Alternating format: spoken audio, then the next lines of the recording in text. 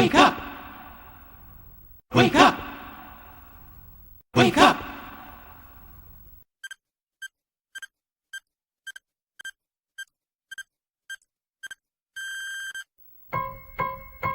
Wake up, wake up, it's time to rise and sing the praise of Jesus. Hallelujah, hallelujah. It's time to rise, to sing, to shout, to bring him all your heart. He'll do the bigger part if you will only make a start.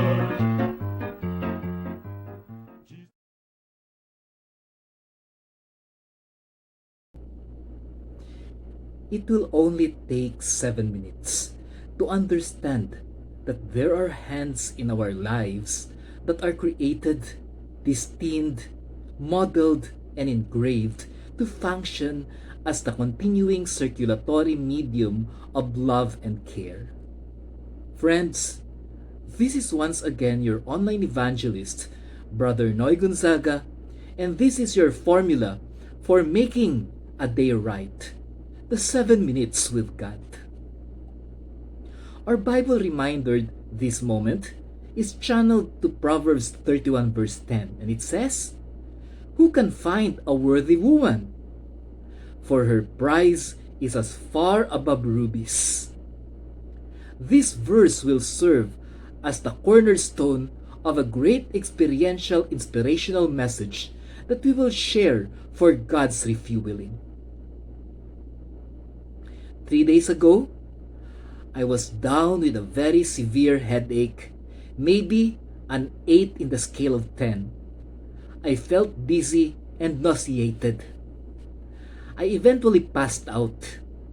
This happened after a short lunch at the rear of the church of which we spent a Sabbath at the home of my wife, and I was appointed to speak there then. When I wake up, I was shivering, and obviously I have fever and it is spiking. Nighttime came, and we still managed to went home to Bacolod. These conditions just worsened. Well, when I was young, the hands that gets the white towel and dip it on the basin with water and ice is no other than the person I called mom. That is why sometimes fathers normally got jealous when the first word uttered by a child in pain is always mom.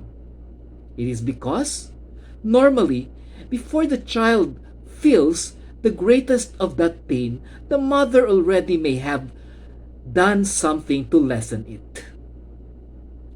A few decades later, when my mom went on to rest in the hands of her creator, I thought every experience will be terminated with it. But as I was shivering and continuing to struggle to regain balance, well, I am not really feeling fine during that time. Another pair of hands squeezed that white towel in a basin full of water, and it has also ice, and the rituals of care and love during the times of lethargy and unhealthy moments continued. If I will be asked to name a few similarities between the person I called my mother and that person who continued the caring ways of my mother, well, there are actually 3 that I can instantly remember. Number 1, my mother is always in control even if it means deteriorating sleeping opportunities when I am sick. The same thing being done by the person who carried on my mom's able ideals. Number 2, my mom cooked well, and that will never be forgotten, but very well remembered because the person who carried on the tradition cooked also very well. Number 3, and lastly, the patience that these 2 persons of different generations showed me how special I am as a person and how pampered I am to be given 2 generations of care and love. Yes, the 3 days seemed hell to me, but it showed the greatest hearts of two of the greatest women in my life.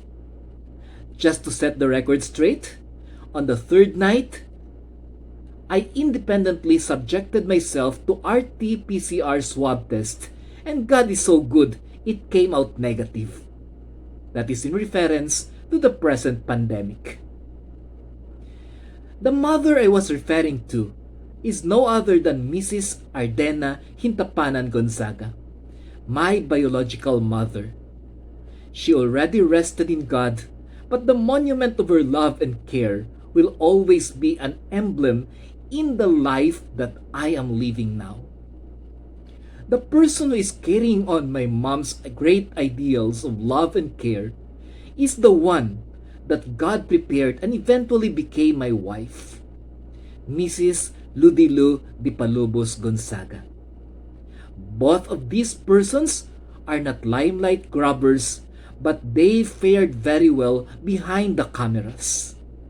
But the influence of their great efforts in showing love and care cannot be neglected and overshadowed. Friends, this lead me back to a peculiar passage in the Bible which is found in Proverbs 31 verses 10 to 31. Let me share this with you. A wife of noble character, who can find? She is worth far more than rubies. Her husband has full confidence in her and lacks nothing of value. She brings him food, not harm, and all the days of her life. She selects wool and flax and works with eager hands. She is like the merchant ships bringing her food from afar. She gets up while it is still night. She provides food for her family and portions for her female servants. She considers a field and buys it out of her earnings, and she plants a vineyard. She sets about her work vigorously. Her arms are strong for her tasks. She sees that her trading is profitable, and her lamp does not go out at night. In her hand she holds the distaff and grasps the spindle with her fingers. She opens her arms to the poor and extends her hand to the needy. When it snows, she had no fear for her household, for all of them are clothed in scarlet. She makes coverings for her bed. She is clothed in fine linen and purple. Her husband is respected at the city gate, where he takes his seat among the elders of the land. She makes linen garments and sells them, and supplies the merchants with sashes. She is clothed with strength and dignity, and she can laugh at the days to come. She speaks with wisdom, and faithful instruction is on her tongue. She watches over the affairs of her household and does not eat the bread of idleness. Her children arise and call her blessed. Her husband also, and he praised her. Many women do noble things, but you surpass them all. Charm is deceptive, and beauty is fleeting, but a woman who fears the Lord is to be praised. Honor her for all that her hands have done, and let her works bring her praise at the city gate.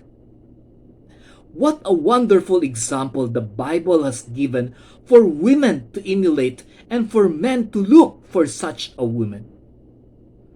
Yes, our life is in your hands, for your hands are given and magnified by the Lord. Life can be so good, life can be so hard. never knowing what each day will bring to where you are. Sometimes I forget, and sometimes I can't see that whatever comes my way, you'll be with me.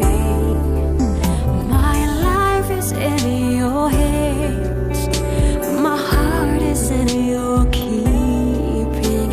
I'm never without hope, not when my future is with you. My life is in your hands, and though I may not see clearly, I will lift my voice and sing, 'cause your love does amazing things. Lord, I know my life is in your hands.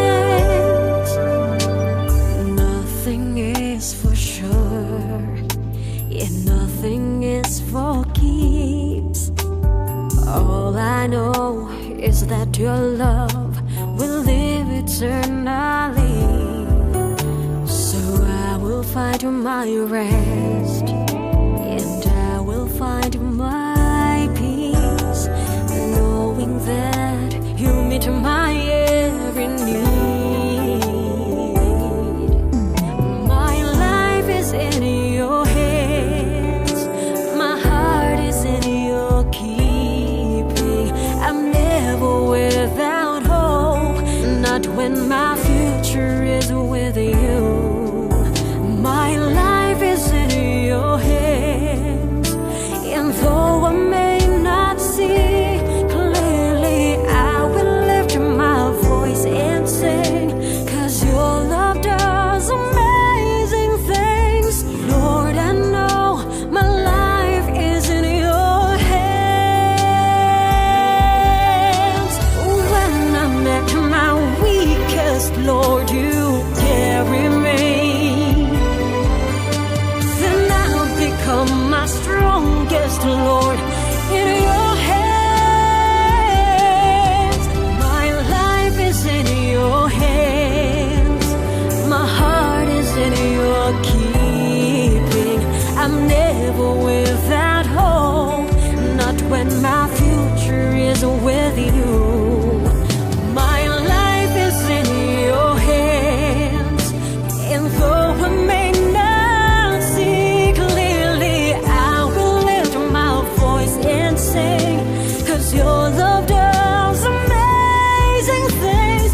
Lord, I know my life is in your hands. I trust you, Lord. My life is in your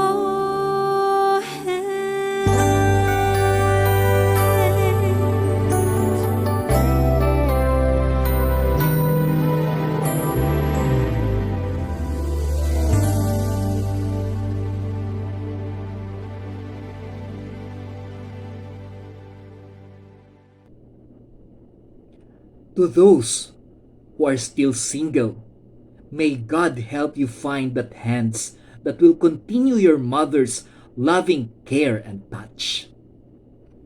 To those who are already married, don't fail to experience the hands that was destined by God to let you feel complete. At the end of the road, there is another hand, the last hand that is related to these two pairs of hands. However, these hands will bring us to a never-ending life. It's the hand of Jesus Christ. That is our 7 minutes with God. Wake up, wake up. It's time to rise and sing the praise of Jesus. Hallelujah, hallelujah. It's time to rise, to sing, to shout, to bring. Wake up! Wake up!